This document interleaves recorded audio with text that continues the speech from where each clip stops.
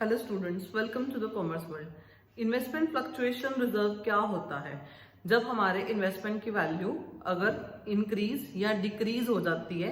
Increase हो जाए तो बेनिफिट है, अगर डिक्रीज हो जाए तो उसके लिए हमने एक अलग से रिजर्व बना के रखा होता है, दैट इज फ्लक्चुएशन रिजर्व। अगर इन्वेस्टमेंट की वैल्यू कम हो जाती है तो उस सिचुएशन में हम इस रिजर्व को यूटिलाइज कर सकते हैं उस इन्वेस्टमेंट की वैल्यू को बैलेंस करने के लिए।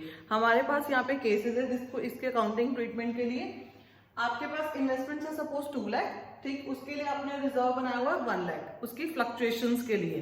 अगर आपके पास कोई इंफॉर्मेशन नहीं है तो आप क्या करोगे? इन्वेस्टमेंट की वैल्यू के बारे में, जो आपने इन्वेस्ट किया है उसकी वैल्यू के बारे में अगर कोई इंफॉर्मेशन नहीं है तो आप ये सारा का सारा रिजर्व पार्टनर्स को डिस्ट्रीब्यूट कर दोगे।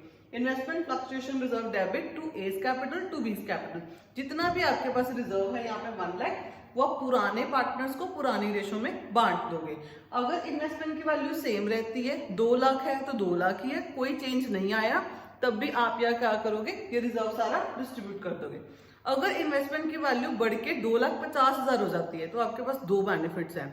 एक तो रिजर्व की वैल्यू बच गई सारी की सारी, और दूसरा 2 लाख की इन्वेस्टमेंट 2.5 लाख की होगी 50,000। दोनों आप पार्टनर्स को डिस्ट्रीब्यूट कर दोगे A's capital and B's capital में।